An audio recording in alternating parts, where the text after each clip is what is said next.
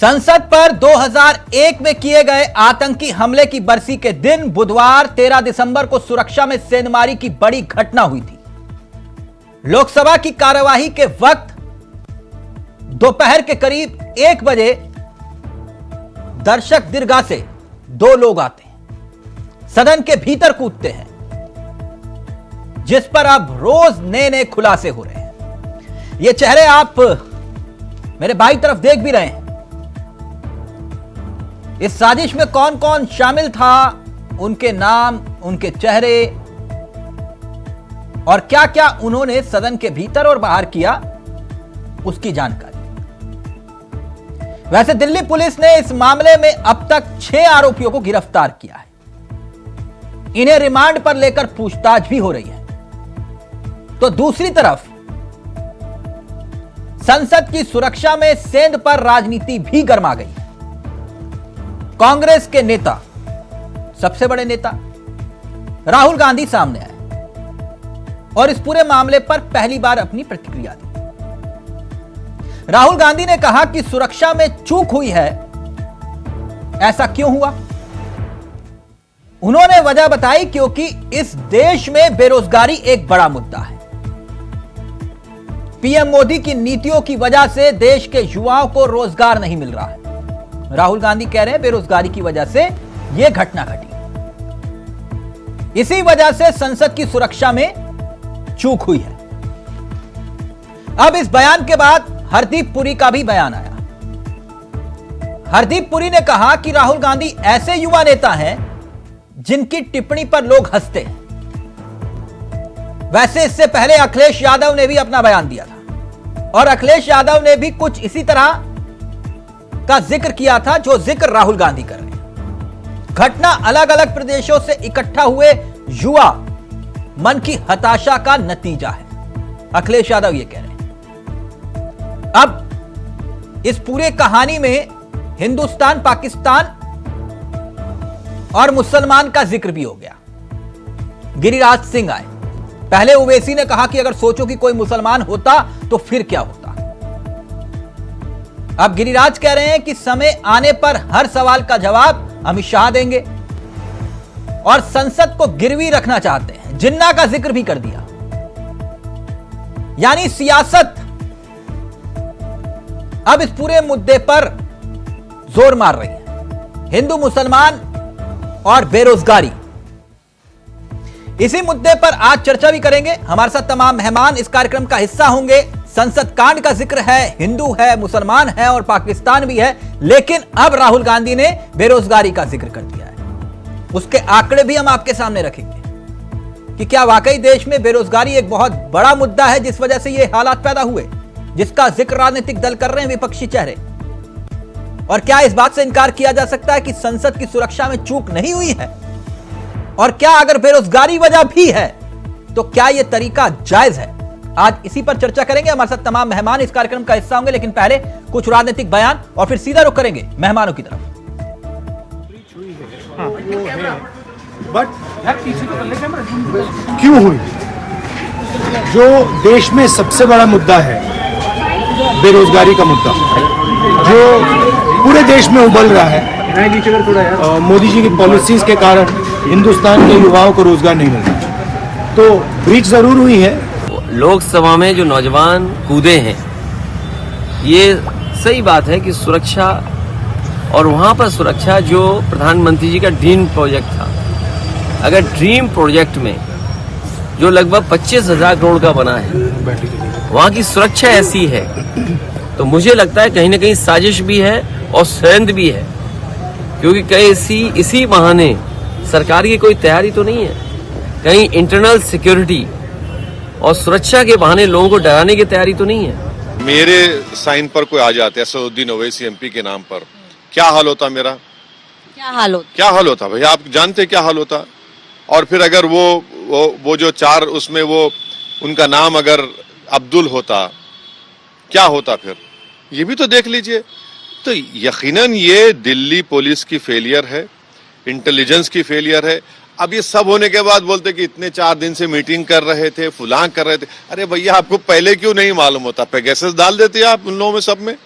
ये आपकी नाकामी है, दिल्ली पुलिस की इंटेलिजेंस का एक बहुत बड़ा फेलियर है। की रही भावना जैसी प्रभु मूरत देखी तिन तैसी, उनके अंदर जिन्ना का जिन पैसा हुआ है। वो केवल मुसलमान देखते और भारत सरकार के नजर में आतंकवादी की कोई जात और धर्म नहीं होता, वो आतंकवादी होता। उग्रवादी की कोई जात नहीं होती, उग्रवादी का कोई धर्म नहीं होता, हिंदू और मुसलमान नहीं होता। ये ओबीसी के लिए हो सकता है, ये कांग्रेस के लिए हो सकता है, ये टुकड़े टुकड़े गैंग के लिए हो सकता है। ये जो है सिक्योरिटी जो ब्रीच हो गई है, ये गंभीर मामला है और इस पे सरकार ध्यान देना चाहिए। और पार्लियामेंट में बार बार ये कह रहे हैं कि होम मिनिस्टर आकर स्टेटमेंट दे, लेकिन होम मिनिस्टर वहां आना नहीं चाहते और स्टेटमेंट देना नहीं चाहते। क्यों हुआ, कैसा हुआ, क्या कारण है, इसके बारे में कोई बताना भी नहीं चाहते हैं। कई जो लोग पकड़ाए हैं उसमें कई कांग्रेस दूसरे दलों के भी अच्छे मधुर संबंध रहे, ये बात भी उजागर हुई है। तो जांच गृह मंत्रालय उस पर कर रही है। फांसी वाला जो रास्ता तैयार होता है मकसद जेल में, हमारे यहाँ मैंने आपातकाल में उस फांसी की रस्सी को भी तैयार करने में सहयोग तैयार किया था। तो ऐसे लोग जो भ्रष्टाचारियों को, आतंकवादियों को, उग्रवादियों को सह देते हैं, तो निश्चित रूप से शिनाख्त करके ऐसे लोगों को गले में उसी रस्सी से बांधा जाएगा ताकि दोबारा उनकी बोली ना निकले। मुझे लगता है कि विपक्ष ने बहुत छोटी चीज को बहुत बड़ा बना दिया, जबकि उससे बड़ा तो ये था कि कांग्रेस के सांसद के घर से बेनामी 400 करोड़ की संपत्ति मिली है। उसका जवाब तो किसी ने दिया नहीं और वह केस दब जाए, इसलिए संसद की सुरक्षा के विषय को जबरदस्ती, जो कि इतना बड़ा इश्यू नहीं है। वो एक ऐसे युवा नेता है जो कई चीजें कह जाते हैं, समझे ना। वो पार्लियामेंट में उनकी पार्टी के साथ जुड़े हुए कुछ लोग, उनकी विचारधारा के साथ जुड़े हुए कुछ लोगों ने वो छलांग मारी है और वो कहते हैं इसका कारण अनएम्प्लॉयमेंट है। अब ऐसे किसका कारण क्या होता है, इसमें मैं क्या करूं। तो सीधा रुख करेंगे अपने मेहमानों की तरफ। आपको बता दें आज हमारे साथ इस चर्चा में मेहमान जो शामिल हो रहे हैं उनसे आपका परिचय करवा देते। देवेंद्र प्रमुख साहब बीजेपी के चेहरे हैं, वो इस कार्यक्रम का हिस्सा हैं। कुलदीप मलिक साहब हैं, कांग्रेस के चेहरे हैं। हमारे साथ संजीव निगम जी हैं, आम आदमी पार्टी के चेहरे, और परमवीर जी हैं हमारे साथ, राजनीतिक विश्लेषक। और कुछ ही देर में समाजवादी पार्टी के चेहरे भी इस कार्यक्रम का हिस्सा होंगे। सबसे पहले कुलदीप जी, आप ही से इस चर्चा की शुरुआत करना चाहूंगा। तो जो राहुल गांधी आपके सबसे बड़े नेता जो बयान दे रहे हैं, तो मैं मान लूं कि संसद की सुरक्षा में बेरोजगारी का हाथ है। जो संसद में सुरक्षा में चूक हुई है उसमें बेरोजगारी का हाथ है, जो राहुल गांधी जी कह रहे हैं। देखिए श्रीमान जी, संसद की सुरक्षा में जो चूक है वो तो कहीं ना कहीं हमारी सुरक्षा व्यवस्था को लेकर है और इस पर बहुत ही चिंतन करने की आवश्यकता है। लेकिन जिस तरीके से राहुल गांधी जी ने भी कहा, और ये तो राहुल गांधी जी नहीं भाई, ये तो आपके पास में आंकड़े हैं और आपने कहा कि हम भी उन आंकड़ों को दिखाएंगे।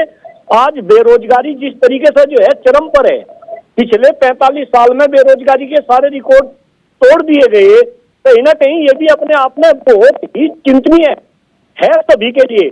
आप एक बात बताओ, अगर इस देश में रोजगार नहीं मिलेंगे, युवा अच्छे से पढ़े लिखेंगे, उनके पास में मास्टर डिग्री कहीं कहीं होगी, वे नेट क्वालिफाइड होंगे, उनके पास रोजगार नहीं होंगे। मैं ये नहीं कह रहा कि भाई युवाओं को इस तरीके से अपना विरोध करना। नहीं, मैं आपसे पूछ रहा हूं, बेरोजगारी का हाथ लग रहा है आपको ये जो पूरा बवाल हुआ? नहीं, बेरोजगारी का हाथ है या नहीं है, लेकिन मैं ये कह रहा हूं नहीं, राहुल गांधी जी कह रहे हैं ना, मैं तभी आपसे पूछ रहा हूं। हाँ, तो राहुल गांधी जी जो कह रहे, आप एक बात बताओ, इसमें कोई सच्चाई नहीं है क्या? आज देश में बेरोजगारी नहीं है क्या? और मैं तो कह रहा कम से कम तो जितने भी बेरोजगार हैं उनको संसद पर हमला करने की इजाजत दे दी जाए। नहीं, बिल्कुल नहीं देनी चाहिए। चावला जी बात को घुमाना नहीं, ना राहुल गांधी जी ने इस बात को कहा, ना डॉक्टर कुलदीप मलिक इस बात को कह रहा।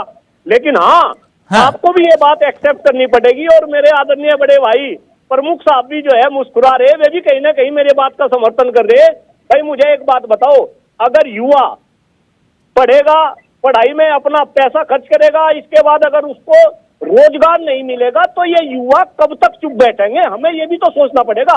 मैं अच्छा, आपने कहा कि ना आपने कहा, लेकिन आप ने जानते हैं कि कौन कौन क्या क्या किस किस प्रोफेशन में काम कर रहा था? ये मैं दिखा भी रहा हूं, आप चाहे तो देख सकते हैं सामने कौन कौन क्या क्या करता था। और आप कह रहे हो बेरोजगारी इसके पीछे वजह थी।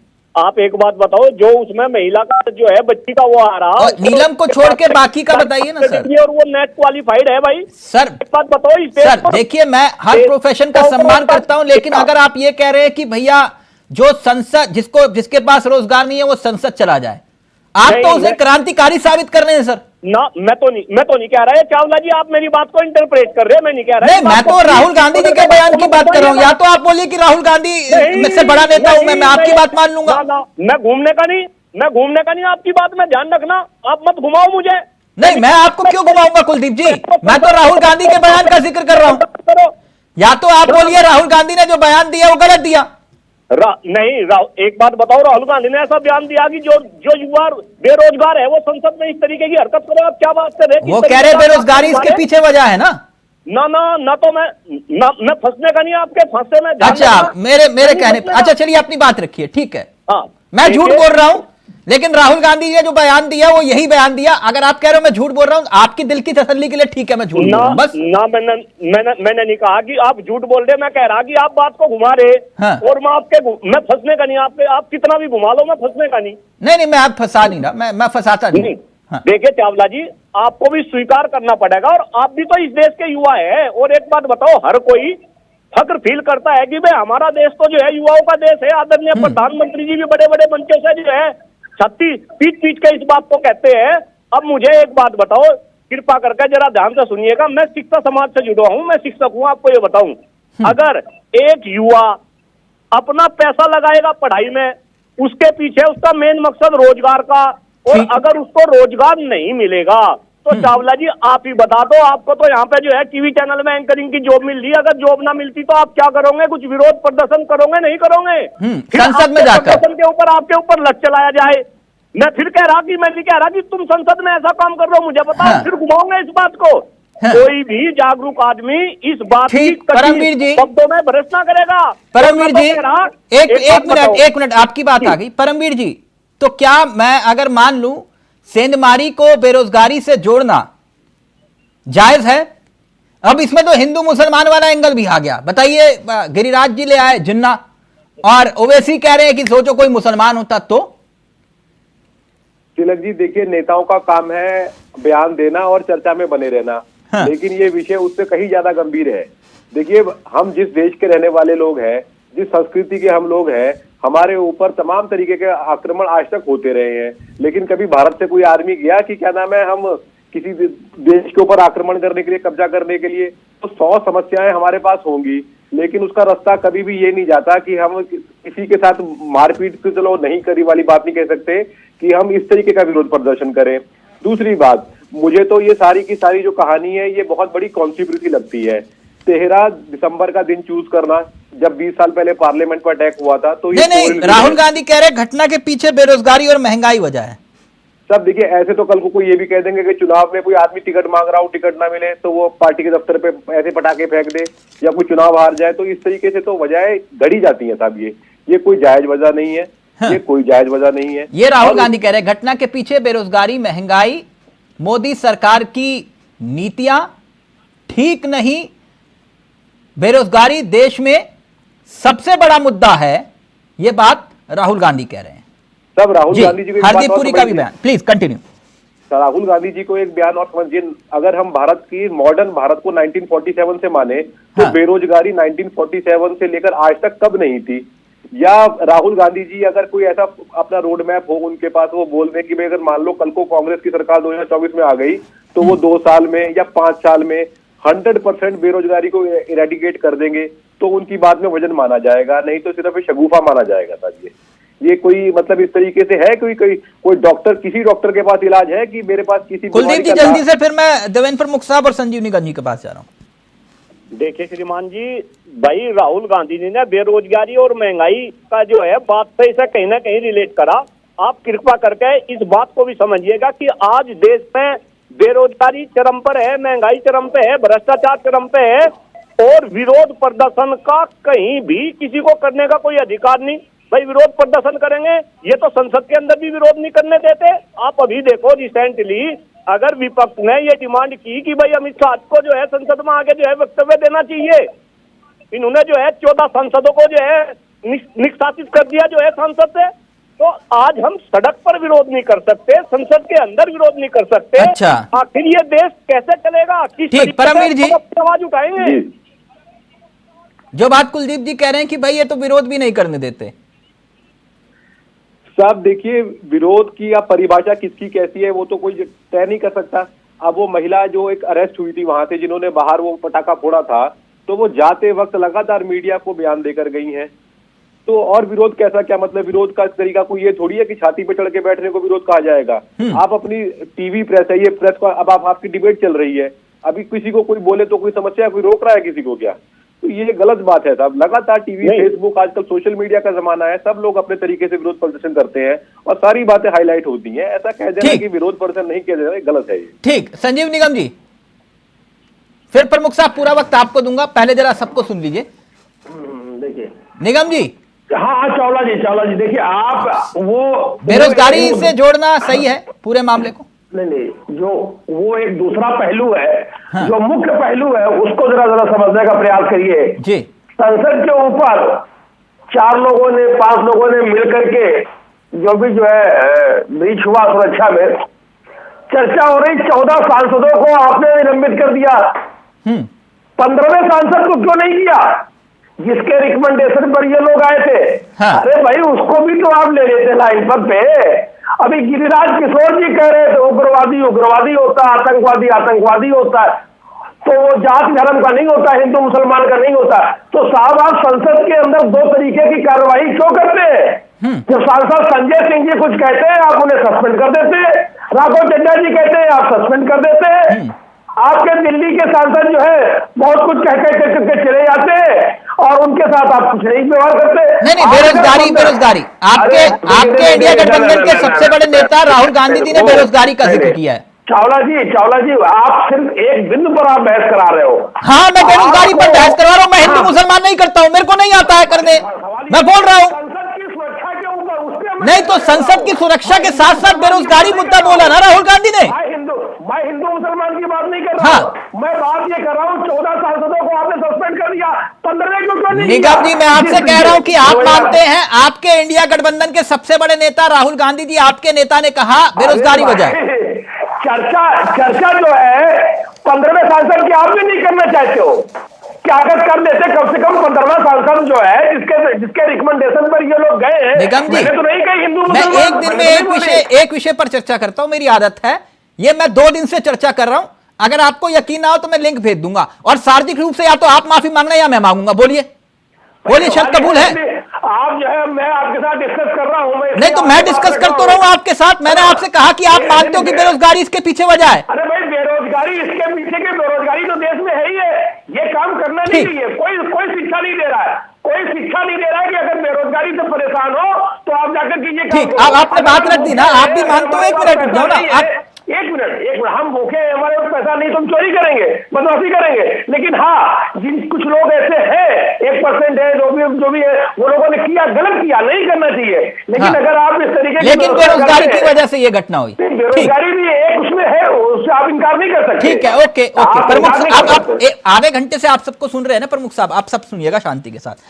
प्रमुख साहब, कैसे हैं आप? मैं अच्छा हूं। मैं माफी चाहूंगा, मैंने कहा पहले जरा विपक्ष के नेता है उनको मौका मिलना चाहिए, है ना? हाँ, तो प्रमुख साहब, इन सबका एक तर्क है। इनका यह कहना है कि बेरोजगारी एक समस्या है, इससे इनकार नहीं किया जा सकता।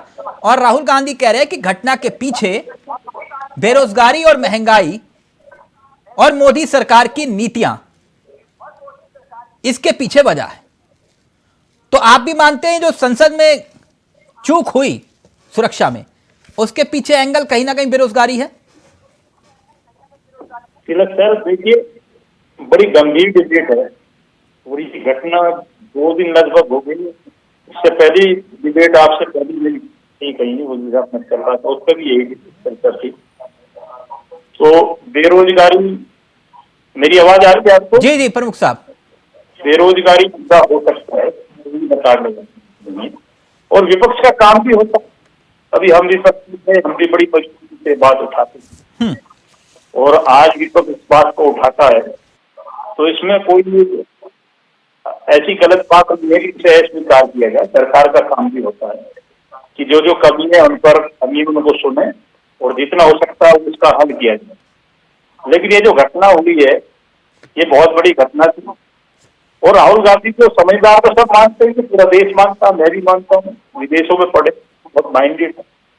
लेकिन उन्होंने बहुत बढ़िया तरीके से ये जो सवाल जवाब सरकार से करने थे, वो चीज याद दिलाई कि आप जो है 9 वर्षों से कर क्या रहे हो। बेरोजगारी भत्ता मुद्दा, ये सारी चीज उठाने के लिए तो आपको बिल्कुल विपक्ष मिला था। आपको भी लगता है कि बेरोजगारी इसके पीछे वजह है जो घटना संसद में घटी?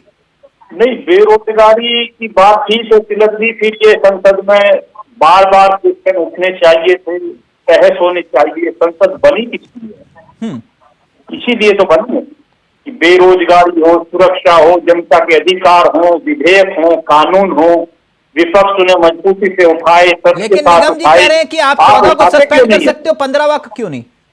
जिस सांसद ने पास जारी किया उसको भी सस्पेंड कर देते।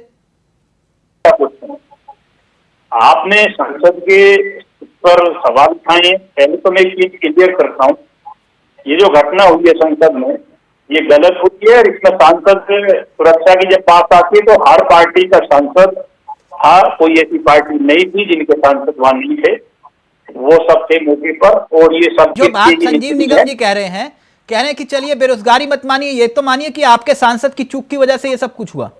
नहीं, मैं एक चीज और आ रहा हूँ। जिस तरह निगम जी कह रहे हैं, एक सांसद को अधिकार इस बात का होता है आधिकारिक रूप से, ये नियम भी है और ये कानून भी है इस तरह का कि सांसद के लिए बना हुआ है कि जो हमारे नागरिक हैं, आम जनता है या हमारे देश से जुड़े हुए जो है स्वाभिमानी तरीके के बड़े बड़े नाम जिन्हें मानते हैं, उनके लिए या आम जनता के लिए, सबके लिए ये ऐसा कानून है कि वो कोई भी पास संसद का अपना नियम अनुसार बनाकर वो जा सकता है, देख सकता है कार्रवाई। ये संवैधानिक कहाँ आवाज उठाए? ये कहते हैं हम वहां सदन में आवाज उठाते तो सस्पेंड कर दिए जाते, यही कह रहे थे ना निगम जी? बिल्कुल यही बात। तो अगर आप उन्हें भी कहते तो समझ में आता है कि आपने न्याय किया है। अरे भाई फिर आ जाते, आप उनका भी कमेटी के सामने बुलाते, उनसे भी सवाल जवाब करते। इधर राघव चड्डा जी आ गए, वैसे वो भी आ जाते। आपने उनको अलग रख रखा, उनको छुआ तक नहीं। पहले विदुरी जी को नहीं छुआ, विदुरी जी को भी बुला लेते, उनको भी सस्पेंड कर देते। ये जो दोहरा चरित्र है, ये युवाओं के मस्तिष्क में बैठ रहा है, ये युवाओं के मस्तिष्क में बैठ रहा है। अच्छा, इसी वजह से संसद में ये हो रहा है। फिर वही बात आप कर रहे हो। आप देखिए, मैं नहीं कहता हूँ कि भविष्य नहीं, ये तो संजीव निगम जी आप उकसाने वाली बात कर रहे हो ना। जो बेरोजगार है वो कहोगे कि भैया जाओ संसद पे हमला कर दो। भविष्य में ऐसी पुनरावृत्ति कभी ना हो। ठीक, प्रमुख साहब रिएक्ट करना चाह रहे। प्रमुख साहब व्यवहार कर रहे हैं। अभी पहली डिबेट है राजीव गांधी, सॉरी राहुल गांधी के बयान के बाद कांग्रेस के प्रवक्ता बोल रहे थे कि वो भगत सिंह है, वो भगत सिंह वाली वो चीज बता रहे थे देशभक्त में, इसलिए ये हुआ है। तो अच्छी बात, अच्छी सोच है। आप संसद पर जिस तरीके की घटना हुई है, आप जो है इन लोगों के लिए कुछ सब तो आपको बोलने पड़ेंगे। देखिए, अगर कोई बच्चा है या कोई पढ़ाई लिखाई की बात है, मैं मलिक साहब से हमेशा सहमत रहता हूँ, क्योंकि कुलदीप जो है वो एक प्रोफेसर हैं, पढ़े लिखे हैं, सोशलिस्ट हैं, उसके बाद राजनीतिक है। बेशक किसी पार्टी के प्रवक्ता है, लेकिन उनकी सोच को मैं हमेशा नमन करता हूँ और उनके सवाल जो दमदार होते भी हैं। मैं राहुल गांधी का जवाब दूं या ना दूं, लेकिन मलिक साहब का जवाब देने का प्रयास करता हूं, क्योंकि शिक्षा भी कोई भी हो उससे बढ़िया। निगम जी कह रहे गलत संदेश जा रहा है देश में। आप निगम जी से कहो चुप लगाएं थोड़ा सा, क्योंकि मैं जोर लगाऊंगा तो निगम जी को थोड़ा ज्यादा देर झेल नहीं पाएंगे, वो सुन नहीं पाएंगे, डिबेट खराब हो जाएगी। तो मैं कह रहा हूँ कि जब उनका नंबर आए तो बोले। मैं जवाब दे रहा हूँ, मेरी जवाब सही बनती है, आप मुझसे जवाब सुनिए। मैं करेक्ट के साथ बोलता हूँ हमेशा। कभी भारतीय जनता पार्टी की कोई कमियां रह जाती है, मुझे कोई हिचक नहीं होती। मैं उस पर खुलकर बोलता हूँ और मुझ पर ज्यादा कंडीशन जो है वो काम करती नहीं है। मैं व्यक्तिगत तौर पर जिस तरह का आदमी हूँ वैसी राजनीति भी करता हूँ। और इन्हें कहिए आप क्वेश्चन छोड़ दीजिए, मैं जवाब दे दूँ। मैं सांसद की बात कर, मैं जवाब दूंगा तो आप मेरी बात सुन लीजिए। आप निगम जी सुन तो लीजिए, निगम जी आप सुनिए मेरी बात। एक मिनट, आप एक ही बात को दोहराए जा रहे हैं, प्लीज सुन लीजिए ना एक बात प्रमुख साहब। मैं ये कहना चाह रहा हूँ तिलक सर जी कि आपने ये सवाल कहा है कि सांसद जो है उनके खिलाफ कार्रवाई होनी चाहिए, ये वाजिब हो सकता है सवाल आपका, लेकिन मैं एक चीज कहता हूँ कि ये जांच जब गई है तो उसमें सांसद की भी जांच है। सांसद ने कैसे वो लेटर इशू किए, किसके माध्यम से कहाँ गए, अगर इसमें आधुनिक कार्रवाई हो जाती है खाली सांसद या वो जो दोषी है, ये हमारा विषय है ना, हम पर जवाब नहीं हमारी है, हम भाग नहीं रहे, हम आ रहे हैं इसके साथ। हम तो ये कहते हैं कि बेरोजगारी मुद्दा या सुरक्षा का मुद्दा या महंगाई का मुद्दा ये उठाना, तो इसके लिए आप अलग से लीजिएगा, संसद की बात को संसद में करिए, तरीका से करिए। हम एक एक सवाल का जवाब दे रहे हैं आपको और आपके लिए सलाह भी दे रहे हैं कि एक बार चीज करोगे तो कुछ मिलेगा, लेकिन आप कहीं की टांग, कहीं की पूछ, कहीं का ईट, कहीं का रोड़ा, भाई इसी का कुंबा जोड़ा, कैसे काम करेगा इस तरीके? कुलदीप जी रहेंगे आप, कुलदीप जी जो बात प्रमुख साहब कह रहे हैं मैं उसी पर आ रहा हूं, फिर मैं आंकड़ों की बात करूंगा। एक मिनट, क्योंकि निगम जी हमारे साथ 8:30 बजे तक के थे, वक्त आधे घंटे का वक्त दिया था उन्होंने। निगम जी थैंक यू सो मच, आपने इस कार्यक्रम का हिस्सा बने, थैंक यू सो मच, बहुत बहुत शुक्रिया। समाजवादी पार्टी के चेहरे भी इस कार्यक्रम का हिस्सा होंगे, लेकिन पहले कुलदीप जी बात प्रमुख साहब कह रहे हैं कहीं का ईंट कहीं का रोड़ा, आप बेवजह बेरोजगारी के मुद्दे को ले आए। बात यहां पे संसद में सुरक्षा की चूक की थी, बात यहां पर यह थी कि आपके सांसद के घर से करोड़ों रुपया कहां से आया, आपने बात को घुमा दिया और बेरोजगारी पर ले आए। देखिए चावला जी, कृपा करके मुझे 2 मिनट का समय दीजिएगा, मैं अपनी बात को गंभीरता से रखना चाह रहा। डॉक्टर कुलदीप मलिक तो एक ऐसा इंसान है जो देश में असली मुद्दे राजनीति में चर्चा में आए उनके लिए संघर्ष कर रहा। भाई मैं तो शिक्षा, स्वास्थ्य, पर्यावरण और बेरोजगारी जैसे मुद्दे पे पिछले 10 साल से लग रहा, और यहाँ पे चावला जी आप भी युवा है और आप भी अच्छे से समझ रहे। और मैं आपको एक बात और बताऊं, आपने टीवी डिबेट में 2 ऐसे भाइयों को बैठा लिया, भले ही प्रमुख साहब भारतीय जनता पार्टी से है और मैं कांग्रेस से हूँ, लेकिन हम दोनों के दोनों ग्रामीण परिवेश से आते हैं। जी मैं जानता हूँ। बेरोजगारी का एक इतना जबरदस्त आपको एग्जाम्पल दे रहा, हर गांव के अंदर चावला जी आप जाइएगा, आप रिपोर्टिंग करिएगा, आपको 2 बजे के बाद गांव के आसपास की जो सड़कें होंगी वहां पे बच्चे जो है रेस लगाते हुए मिल जाएंगे, और वे 5-10 नहीं, वे 200-200, 300 बच्चे जो है रेस लगाते हुए मिल जाएंगे।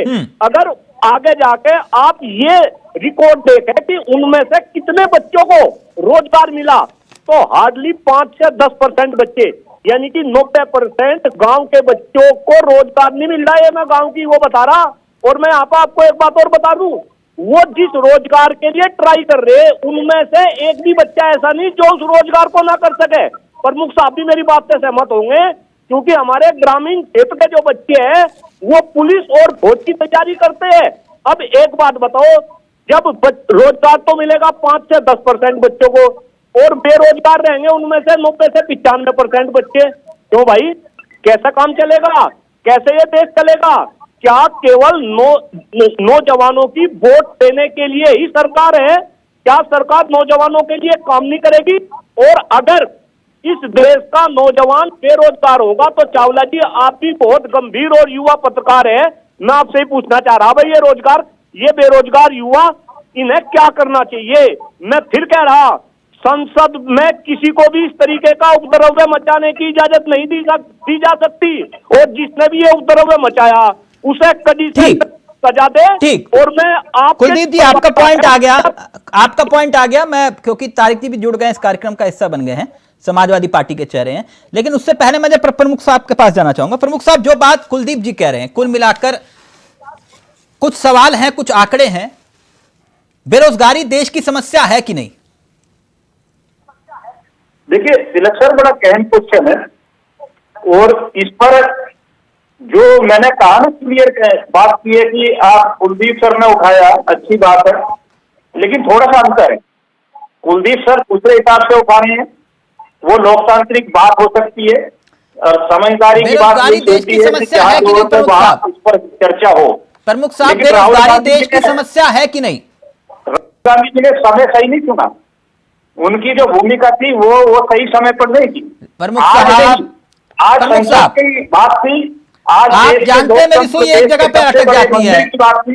प्रमुख साहब, मेरी सुई एक जगह पे अटक जाती है। नहीं, आपके पास पूरा समय मिला। प्रमुख साहब, पूरा आपको 5 वर्षों तक काम किया, मौका दिया, जनता ने विपक्ष में बैठने को मजबूर किया कई प्रदेशों में। प्रमुख साहब, मैं आपसे कुछ पूछ रहा हूं। प्रमुख साहब, आप बात घुमा रहे हैं, मैं पूछ रहा हूं बेरोजगारी देश की समस्या है कि नहीं? देखिए, समस्या इसलिए नहीं है नहीं कि है। हमारी सरकार बड़ी गंभीर है। हाँ, हमारी सरकार बहुत प्रयास कर रही है और प्रयास का ही परिणाम है तिलक सर। हाँ। 5 राज्यों में देश के युवाओं ने हमको चुना है। अच्छा, ये तो आप प्रमाण ये की कह रहे हो बात है, वोट हमारी हमें मिला बात तो इसका हवा मतलब में नहीं बेरोजगारी होगा। नहीं है? एक मिनट प्रमुख साहब, प्रमुख साहब एक मिनट, प्रमुख साहब एक मिनट। बेरोजगारी के कई प्रकार हो सकते हैं। अच्छा, कई प्रकार हैं, जैसे समझाइए कौन कौन से प्रकार हैं? कुछ जगह गवर्नमेंट जॉब की जो बात है वहीं तक बेरोजगारी सीमित नहीं है। अच्छा। बहुत से संसाधन सरकार ठीक। ने जो है वो कोशिश की है ठीक, कि हम नौजवान को कुछ ना कुछ प्रमुख जरूर साहब दें। एक मिनट, एक मिनट। 8.8% बेरोजगारी दर, ठीक है कि नहीं? मैं गलत आंकड़ा दूंगा तो बताइएगा।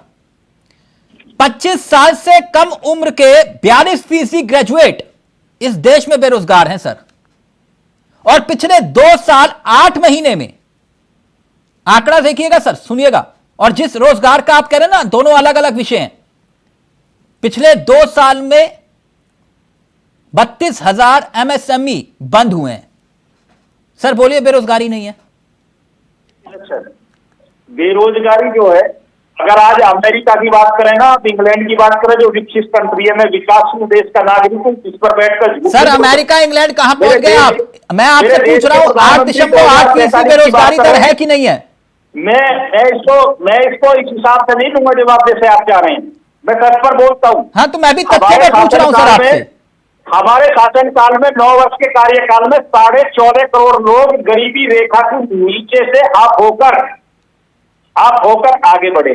सर हमने 10 साल में 20 करोड़ नौकरी देनी थी आपको, 2 करोड़ के हिसाब से। प्रमुख साहब, अगर आप आंकड़ों की बात कर रहे हैं, मैं भी आंकड़ों की बात कर रहा हूं। योजनाओं से प्रमुख साहब, आंकड़ों पर ही बात करिए फिर। किया है कि उनको सुरक्षा दी जाए, प्रमुख उनको जी, सम्मान दिया जाए। प्रमुख जी, उनको आंकड़ों की ही बात करिए। के माध्यम से फिर आंकड़ों की ही बात करते हैं ना।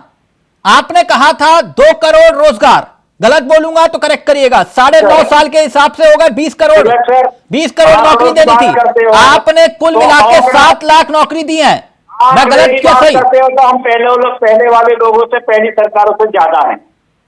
हमने बेशक गवर्नमेंट जॉब आप हमारे गिन रहे हो, लेकिन दूसरे संसाधन, किसान का हो, ठीक, जवान का हो, ठीक, यानी आप कह रहे हो कि बेरोजगारी है ही नहीं, मजदूर का हो, ओके, या और भी जो चौथी ओके, तारिक जी, कमजोर गरीब, अब मैं तारिक खान जी को पूरा वक्त दूंगा। एक मिनट संसाधन बनाने का काम किया। प्रमुख साहब, आप जानते हैं मैं बहस नहीं करता, चर्चा करता हूं। अब तारिक जी की बारी है, तारिक जी को आने दीजिए। तारिक जी, मेरी आवाज आ रही है आपको? आ रही है जी, बोलिए जी। तारिक भाई, कैसे हैं आप? बताइए। आपके नेता बता रहे हैं कि बेरोजगारी भी इसके पीछे वजह है जो संसद में सुरक्षा में चूक हुई है। पहली बात तो देखिए, जो बीजेपी के प्रवक्ता से आपने सवाल पूछा वो काबिले तारीफ है, मैं आपकी तारीफ करता हूँ। इस बात से कम मीडिया के लोग हैं जो ये सवाल पूछते हैं। इन्होंने कहा कि 14.5 करोड़ लोग गरीबी रेखा से नीचे आ गए। आपको पता है गरीबी है कौन गरीब है? एक बड़ा इंटरेस्टिंग फैक्ट बताता हूँ। जो 167 रुपीज पर डे कमाता है बेचारा, वो गरीब नहीं। मैं ये कह रहा हूं कि 167 रुपीज में किसी का घर चल सकता है भाई, पर डे। जिसके 3 बच्चे हों, एक उसकी माँ हो, एक उसका बाप हो जो बीमार हो। प्रमुख जी जो बैठे हैं, शर्म आनी चाहिए भारतीय जनता पार्टी के लोगों को जब वो कहते हैं सबसे पहले गरीबी रेखा की जो डेफिनेशन है उसको नीति आयोग और इन लोगों को बैठ कर रिफॉर्म बीच में लिए। प्रमुख जी के साथ मैंने 4-5 बार डिबेट किया, बीच में बोलते हैं इनको म्यूट कर दीजिए। मुझे पता है, मैं जानता हूँ कैसे बोलते हो तुम, और तुम्हारी भाषा में जवाब देना जानता हूँ। तारिक भाई गलत नंबर डायल कर दिया। प्रमुख के साथ बैठने से पहले तमीज से बात करना सीखिए। प्रमुख साहब आती है तमीज सिखानी मुझे। प्रमुख साहब एक मिनट, निजी हमले नहीं प्लीज, निजी हमले नहीं। और तारिक जी प्लीज निजी हमले नहीं।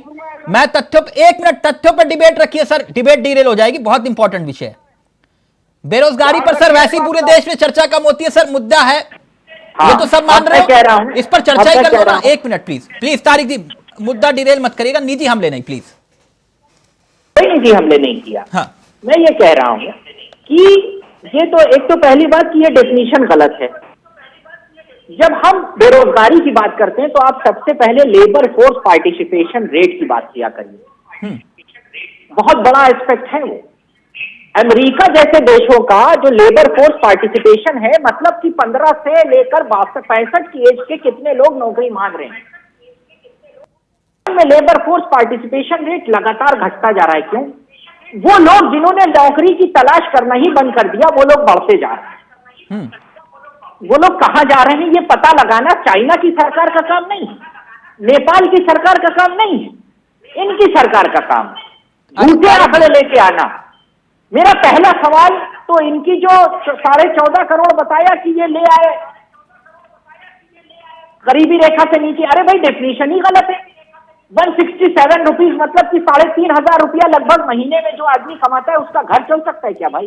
तारिक जी, आपने सवाल उठाया, उस सवाल का जवाब लूंगा, लेकिन इतना बताइए, जो आपकी पार्टी के अध्यक्ष और राहुल गांधी जी एक तरफ बात कर रहे हैं कि संसद की सुरक्षा में जो चूक हुई है उसके पीछे बेरोजगारी भी एक बहुत बड़ी वजह है, तो ये मतलब आप जो इस तरह की घटना को अंजाम दे रहे हैं उन्हें क्रांतिकारी घोषित करने की कोशिश क्यों कर रहे हैं? लोग वहां पर गए थे, उन्होंने उसके बाद रिएक्शन क्या दिया? क्या दिया रिएक्शन? ये क्या दर्शाता है भाई? कौन लोग थे वो? एक तो सुरक्षा ब्रीच हुई, उसकी बात अलग की है, लेकिन उनके बातें आप सुनिए, उसको समझने की कोशिश करिए। देश की स्थिति क्या है इसको समझने की कोशिश करिए। इतनी बड़ी चेष्टा कौन करेगा? उसका बाप ऑटो रिक्शा चलाता है लखनऊ में, उसने इतनी हिम्मत की। लेकिन तारिक जी, जो तर्क सरकार की तरफ से दिए जाते हैं कि 5वीं सबसे बड़ी अर्थव्यवस्था हम बन गए, तो फिर बिना 5वीं पे जवाब ले लीजिए। 5वीं आप बनने जा रहे हैं। 49 करोड़ जन खाते खोल लिए हमने, अरे मुद्रा लोन दे दिए हमने, तो फिर ये कहां से? जवाब सुनिए मुझे, मेरा 5वीं पे जवाब सुनिए। आप लगभग 3 ट्रिलियन की इकोनॉमी हो, आपसे ऊपर जो है वो कितने ट्रिलियन की इकोनॉमी है पता है? चाइना कितने ट्रिलियन की इकोनॉमी है? 22-23 ट्रिलियन की। अमेरिका 32-36 ट्रिलियन डॉलर की इकोनॉमी, और आप उनसे कहां स्टैंड करते हो? आप ठीक, उनसे 5 गुना कम हो। परमवीर जी, कॉम्पिटिट करने की बात तो करते हो आप। फिर विकास का पैमाना क्या है? एक तरफ ये कहते हैं कि भैया हमने एक मिनट 5वीं दुनिया की सबसे बड़ी अर्थव्यवस्था हम बन गए, दूसरी तरफ दावे करते हैं कि भैया हमने मुद्रा धन योजना का जो जिक्र किया जाता है, मुद्रा लोन का और जनधन खातों का, कि भैया हम 50 करोड़ के पीछे आसपास पहुंच गए, तो फिर ये आंकड़े भी तो दिए जाते हैं। तिलक जी देखिए, भारत में ना 2 तरीके से आप भारतवादी जी रहे हैं। पब्लिक स्कीम के द्वारा जनता को वापस करते हैं। कौन सी रॉकेट साइंस है इसमें? आजादी के बाद नेहरू से लेकर और मोदी तक यही काम करते आए हैं। एक मिनट तारिक, जरा परमवीर जी को ले आऊं, फिर मैं आपकी बात आगे ले जाऊंगा। इससे थोड़ा बढ़कर सवाल है। जीता है। हाँ। भारत 2 तरीके का जी रहा है। एक तो भारत जी रहा है जो असली भारत है, और एक इंडिया है, वहां पर बातों को तोड़ मरोड़ के पेश किया जाता है। मैं छोटी सी बात करूंगा, अभी बात हो रही थी, मैं भी ग्रामीण अंचल से आता हूँ, दिल्ली एनसीआर के बीच में मेरा गाँव है। अब आप मेरे गाँव की स्थिति सुनिएगा। दिल्ली से लगभग 130 किलोमीटर का प्रकार घुमाइए, इसमें यूपी आ जाएगा, हरियाणा आ जाएगा, और क्या नाम है आपका, थोड़ा सा राजस्थान का हिस्सा आ जाएगा। यहाँ पर रियल एस्टेट का भाव पूछिएगा किसी से, कितने रियल एस्टेट के भाव होते हैं। आज स्थिति उल्टी है। जो लोग फ्लैट में रहते हैं ना नोएडा में, साहब मैं किसी पे कटाक्ष नहीं करना चाहता, उनके पास इतने पैसे नहीं होते जितने गांव देहात में जमीन बेचने के बाद पैसे रखने की जगह नहीं मिलती। एंडेवर, फॉर्च्यूनर ऐसे धक्के खाती है यहाँ पर, नोएडा में आपने देखा होगा।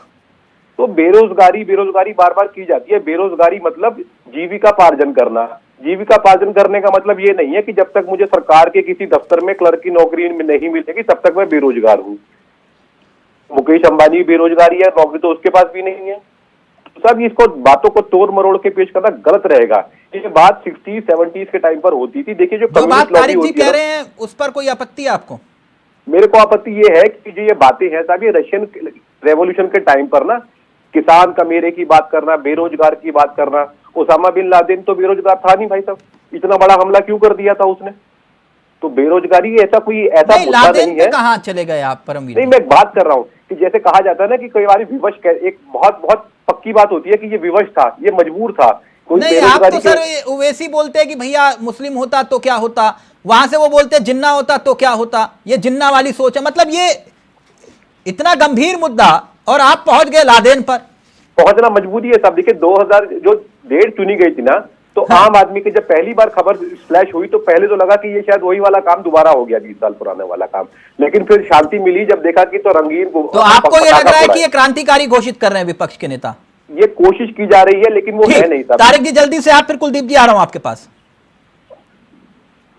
मैं ये कह रहा हूं कि बेरोजगारी अहम मुद्दा है, सरकार उसकी चर्चा से भागती है। मुझे आपत्ति सिर्फ इस बात पे। तारिक जी ये बात सदन में भी तो उठाई जा सकती है ना? कब नहीं उठाई जाती है? अखिलेश यादव साहब राज्यसभा के असेंबली के मेंबर है, अभी उन्होंने उठाई। किसान, बिजली, सारी बातें उठाई। लेकिन आप उस पर चर्चा नहीं करना चाहते ना। मैंने लेबर पार्टिसिपेशन रेट की बात की, 48 है हिंदुस्तान का, और एवरेज जो डेवलपिंग नेशन है और डेवलप्ड नेशन है उनका 65 और 70 है। कहां गए वो लोग? कहां गए वो लोग? ठीक, इसको पढ़े भारतीय जनता पार्टी। तारिक जी जो बात आपने कही है, 1 मिनट फिर आ रहा हूं कुलदीप जी आपके पास। प्रमुख साहब, हम बेरोजगार किसे नहीं मानते? हम मानते इसके पास रोजगार है। उसकी परिभाषा क्या है मालूम है प्रमुख साहब? बेरोजगारी के पैमाने की बात करते हैं तो अलग अलग बता दिया। नहीं, मैं बताता हूं सर, मैं बताता हूं। सरकारी आंकड़े ये कहते हैं कि अगर एक हफ्ते में कोई 1 घंटा भी काम करता है तो वो बेरोजगार नहीं कहलाएगा। क्या मैं सही हूं या गलत? ये आंकड़े की बात जो है, ये आंकड़े जो इसको ठीक करना इतने कम समय में जल्दबाजी होगी या दिशा को भटकाना होगा। नहीं, ये आंकड़े जादुई नहीं है सर, ये आंकड़े किताबी नहीं है। ये आंकड़े आप ही के हैं। एक हफ्ते में 1 घंटे भी कोई काम करता है तो उसे बेरोजगार नहीं कहा जाता। देखिए मैं तिलक जी एक चीज और क्लियर करता हूँ जी। ये जो परमवीर जी कर रहे हैं, जो कर किया है, वो ये चीज है कि आप हमारे यहाँ से अगर देखा, जब हम चौथे स्तंभ की बात करते हैं वो आपकी भूमिका है, ईमानदारी से काम करते हैं। लेकिन एक अंत्योदय की बात आती है, गरीबी रेखा में 4थे नंबर की पंक्ति में खड़ा हुआ व्यक्ति। हमारी सरकार जो बेरोजगारी का पैमाना है वो है कि अब से 70 वर्षों से जो देश में हुआ, या जो 2012 से 17 तक उत्तर प्रदेश में हुआ, या विभिन्न प्रदेशों में हुआ, ये लोग कितने बात करते थे माइनॉरिटी की, कितनी बात करते थे ओबीसी की, कितनी बात करते थे एसटी और एसटी की। आज ये भगत बन रहे हैं, आज इनके ये जो है सेवक बन रहे हैं, इन्हें सब याद। 2000 ये तारीख भाई बता दें, 2017 तक क्या हुआ इनकी सरकारों में, ये क्या क्या है। 300+ नहीं हुआ तो आप ही को तो लेकर आए ना जनता, आप ही के मुताबिक आप बता दीजिए ना सर। अच्छा ठीक है, मैं इस डिबेट को यहीं खत्म कर दूंगा। एक छोटे से सवाल का उत्तर दे दीजिए सर, बेरोजगारी पर। नहीं, मैं जा ही नहीं रहा सर। मेरी सुई एक ही मुद्दे पर एक ही दिन में एक ही बार अटकती है, और आज मैं बेरोजगारी पर अटका हूं। मैं आज बेरोजगारी पर यह कहना चाहता हूं कि राहुल गांधी के लिए, अखिलेश के लिए सौभाग्यवान है कि देश के सबसे बड़े लोकतंत्र पर हमला हुआ और वो बेरोजगारी हमले में उठा रहे हैं। अरे पहले क्वेश्चन उठाइए हमले पर आकर, बात करिए ना हमले क्यों हुआ। ठीक, पहले कुलदीप जी आप, फिर उसके बाद तारिक जी आ रहा हूं आपके पास। बैठिए खूब, धरना दीजिए प्रदेश के। ओके प्रमुख साहब 1 मिनट। कुलदीप जी वो ये कह रहे हैं कि भैया ये तरीका जायज नहीं है। अगर आप कोई हमला करे, संसद पे चूक हो और आप उसे क्रांतिकारी घोषित कर दें, ये तरीका ठीक नहीं है। देखिए चावला जी, ये तो बात बिल्कुल सही है कि भाई ये तरीका ठीक नहीं, लेकिन भाई सबसे पहले तो देखो मैं आपको धन्यवाद दे रहा, जिस तरीके की पत्रकारिता का नमूना आप यहाँ पे पेश कर रहे हैं, मेरे ख्याल से पूरी दुनिया के पत्रकार इसको देखें अभी अभी आपने डिबेट में एक बहुत महत्वपूर्ण बात कह दी, उसी बात को मैं रिपीट कर रहा कि वैसे भी मीडिया के अंदर बेरोजगारी जैसे मुद्दे पे बहुत कम चर्चाएं होती है, तो कम से कम मीडिया के लोग ध्यान दे और इस बेरोजगारी पे चर्चा करें। और जो मुद्दे में बार बार अलग अलग प्लेटफॉर्म से जो है बता रहा, भाई शिक्षा पे चर्चा हो, स्वास्थ्य पे चर्चा हो, खराब होते हुए पर्यावरण पे चर्चा हो, देश की बढ़ती जनसंख्या पे चर्चा हो, लेकिन चर्चा होती है तो केवल और केवल अभी भी जो है हिंदू मुस्लिम में ले गए और पता नहीं कहां इस डिबेट को ले गए। रही बात, आप कृपा करके मेरी बात को इस तरीके से भी समझिए, फिलहाल जो सरकार है, सरकार कहीं ना कहीं आंकड़े भी छिपा रही। देश में आज सबसे ज्यादा सुसाइड हो रही, गंभीरता से सुनिएगा जरा देश के लोग, सबसे ज्यादा सुसाइड इस देश के अंदर आज के समय में हो रही, और वे सुसाइड भी ज्यादा करने वाले युवा है। बिल्कुल चैलेंज के साथ में आपको कह रहा, क्यों भाई ये युवा सुसाइड क्यों कर रहे? आदरणीय प्रमुख साहब भी बताते होंगे, हर रोज प्रमुख साहब जो है अपने क्षेत्र में 13वीं के अंदर जाते होंगे और उनमें से ज्यादातर युवा होते होंगे। अगर मेरी बात से सहमत ना हो तो मेरे बड़े भाई है, इस बात को बताए। तो भाई एक बात बताओ, बेरोजगारी को लेकर इतना बुरा हाल और बेरोजगारी पे चर्चा नहीं, और अगर संसद के अंदर उन युवाओं ने उपद्रव यूपीए शासन काल में आंकड़े 11% के करीब थे बेरोजगारी दर के, मैं गलत हूं? नहीं भाई, ये तो रिकॉर्ड बता रहा कि पिछले 45 साल में जो है बेरोजगारी आज चरम पे है। रही बात भाई, बार बार ये भारतीय जनता पार्टी के लोग, प्रमुख साहब जल्दी से प्रमुख साहब, मैं इस डिबेट को यहीं खत्म कर दूंगा। एक छोटा सा उत्तर दे दीजिए सर, एक छोटा सा, बिल्कुल छोटा सा सवाल है। इन सबको छोड़िए, विपक्ष के नेता है, ये राजनीति कर रहे हैं, 1 मिनट। अगर बेरोजगारी पर कोई राजनीति कर रहा है तो मैं कहूंगा 100 में से 110 नंबर लो, लेकिन करो बेरोजगारी पर चर्चा। लेकिन एक बात प्रमुख साहब, एक छोटा सा सवाल है, डॉक्टर साहब का उसमें जवाब उन्होंने ईमानदारी वाली बात की, इसलिए 45 वर्ष का जिक्र भी किया, बड़ी बात है। लेकिन मैं 45 वर्ष में से वो 9 वर्ष निकाल सकता हूँ जिसमें हमारी सरकार ने काम किया। हाँ, मैं उसी पर आ रहा हूं प्रमुख साहब, लोगों की बात की है सर। इस डिबेट को मैं यही खत्म कर दूंगा प्रमुख साहब, मैं इस डिबेट को यही खत्म कर दूंगा। एक छोटे से सवाल का उत्तर दे दीजिए, बस एक छोटे से सवाल का। 9 साल में आपने कितने रोजगार मुहैया करवाए, उसका आंकड़ा क्या है? बस देखिए, मैं इस डिबेट को यही खत्म कर रहा हूं।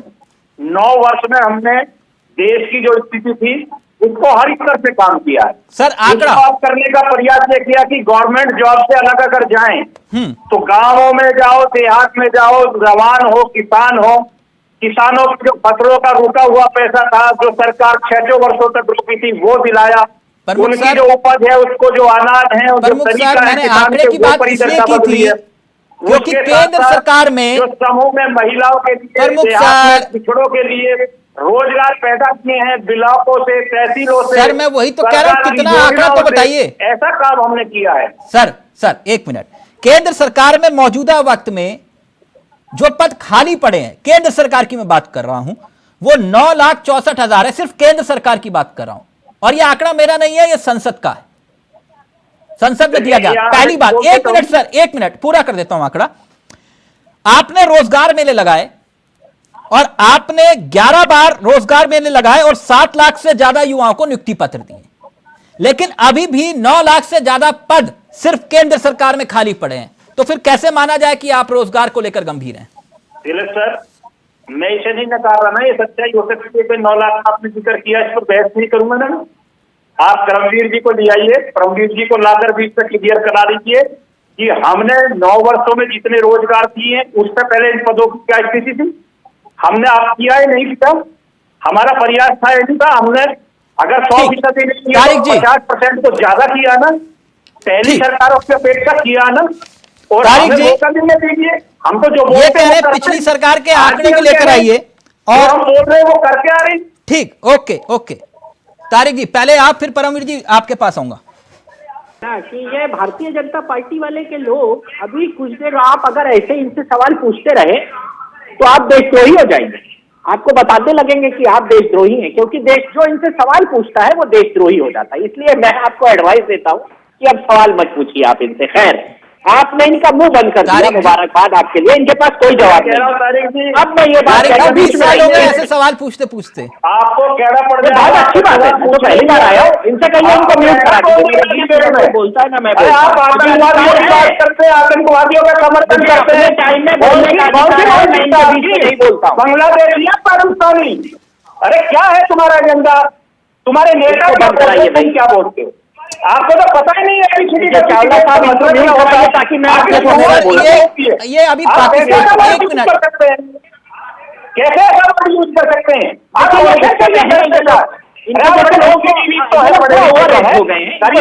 सर एक एक करके प्लीज अपने घर बैठेंगे लोग। मुझे हंसी आती है ऐसे लोगों को। Retirement seat eight their home, ये लोग सरकार क्या क्या सपा की सरकार ने माइनॉरिटी के लिए बता दीजिए। मुसलमान का हक करा सके तो बताइए। देखिए आजकल महोदय मेरा दर्शन मत कराइए, मैं ऐसे लोगों से बहस नहीं करता हूँ। मुझे अकेले ये प्लीज व्यक्तिगत मुद्दे पे रहिए। या अपने साथी का पूछ रहा है, बात